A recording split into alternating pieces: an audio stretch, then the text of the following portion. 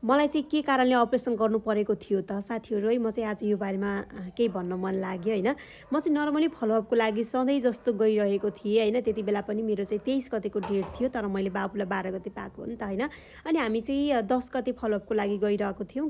जाँदाखेरि चाहिँ त्यो दिन मलाई बिहानमा चाहिँ मेरो बेबी नचलेको फिल भइरहेको थियो होइन। आज चाहिँ मेरो बाबु चले छैन, बाबु भन्न आएछ, मेरो बच्चा चाहिँ चले छैन, के भएको होला भनेर चाहिँ म डराइरहेको थिएँ। अनि त्यही पनि गएँ अनि चेक गर्दा चाहिँ मलाई धेरै जस्तो चाहिँ अरू बेला इन्टर्नहरूले चेक गर्नुहुन्थ्यो, त्यो दिन चाहिँ मलाई डक्टरको हात पऱ्यो कि मलाई चाहिँ चेक गर्दाखेरि।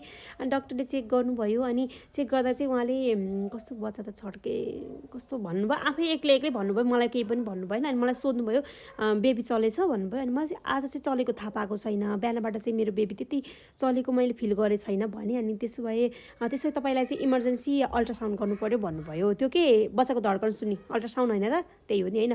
मैले फेरि गलत बोलेँ कि भनेर अनि गएँ। अनि त्यो चेक गर्दा त मेरो बाबु त चल्दैन, त्यो चलेपछि थिच्नु भन्छ, चलेकै छैन। ओ माई गड। अनि चल्दै चले होइन। अनि म त एकदम इमोसनल, अब मलाई त यत्रो सङ्घर्ष गरेर यहाँसम्म आएको छ है, बच्चै चलेन, अब के भयो कसो भयो भनेर म त रुन थालेँ के। अनि कस्तो रुन आयो कि अब त्यति बेला है, मेरो बच्चा चलेन, अब के भयो कसो भयो सबै सकियो मेरो त भने जस्तो के फिल आयो कि। म चाहिँ रुन थालेँ। अनि म र सृष्टि गएको थियौँ, मेरो देउरानी होइन। उसले चाहिँ नरुनु केही पनि हुँदैन भन्दै थिइन्। अनि म चाहिँ कस्तो आतिरहेको थिएँ। अनि पछि धेरै पछि चाहिँ यस्तो चलेको फिल भयो। अनि थिचिहालेँ।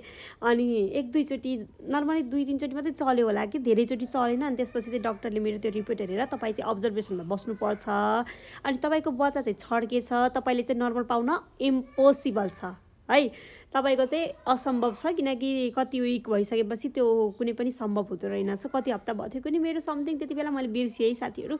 अनि मलाई त त्यसपछि त रुन आयो साथीहरू है। अब मलाई त मेन्टालिटी के थियो भन्दा म त आफै पाउने हो, जसरी मैले आफै पाउने हो, मैले अपरेसन गर्ने होइन भन्ने चाहिँ मेरो मेन्टालिटी बनाएको भएर म त अपरेसन गर्ने भन्ने बित्तिकै त्यही रुन थालेँ क्या डक्टरकै अगाडि है। डक्टरकै अगाडि रुन थालेँ, अब किन रोको। मान्छेहरू चाहिँ झन् अपरेसन गर्न खोज्छ नि, तपाईँ चाहिँ अपरेसन गर्न पर्यो भनेर रुनुहुन्छ भन्नुहुन्छ, मलाई त रुन आएको छ भाइ।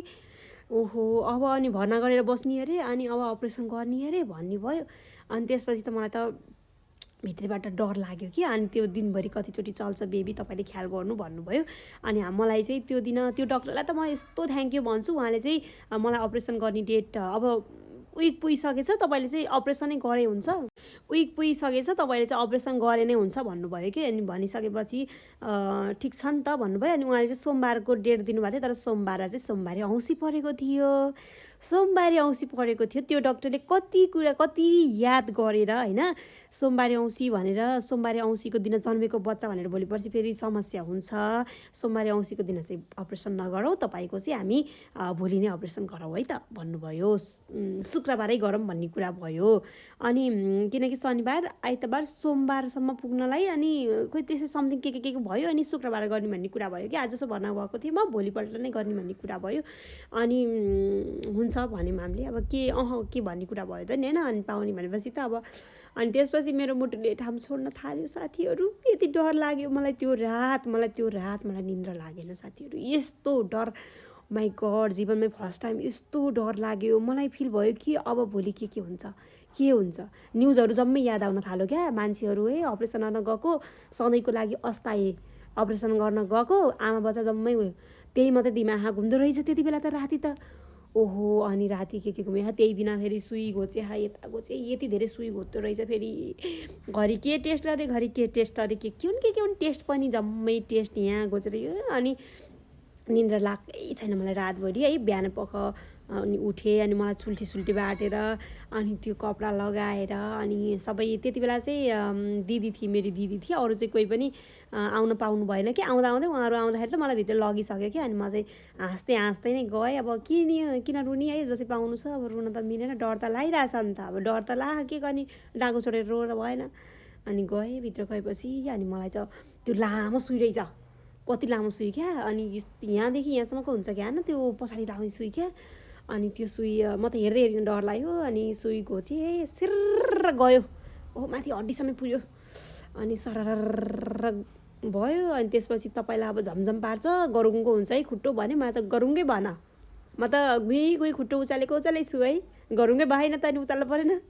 उचालिरहेको छु अनि मलाई त कामै गरे होइन अनि तिनीहरूले चाहिँ त्यो पिसाब नलीमा पाइप छिराउन आँटे त्यसपछि दुख्यो नि त अब बेहोस भए पो थाहा नहुने हुन्छ नि है अनि त्यसपछि त मलाई काम गरेन भन्ने भयो त्यसपछि उनीहरू मलाई जिइथेस के भन्छ हौ पुरै बेहोस गराउने के पुरै बेहोस बनाउने चाहिँ सुई लगाइदिए अनि सुई पुरै बेहोस गराइदिएपछि त मलाई त यहाँ झुम्म पर्छ अनि त्यसपछि त म त एकैचोटि बच्चा रोएपछि याद आयो बच्चा रोएको याद आयो अनि तर मलाई कस्तो दुखिरहेको थियो त्यति बेला मलाई सायद औषधिले छोडेर रहेछ क्या कि कस्तो घोचे जस्तो पेटमा कोपे जस्तो भएर दुखेछ न त बोल्न मिल्छ न त इसारा हार्न मिल्छ न त आँखा टाँसु जान केही गरेर नमिल्ने एकछिन फेरि बेहोस पार्नु भएको छ पारेपछि त बच्ची यति दुखो साथीहरू यति दुखो भिडियो लामो भयो अब मैले छोटो हालिदिन्छु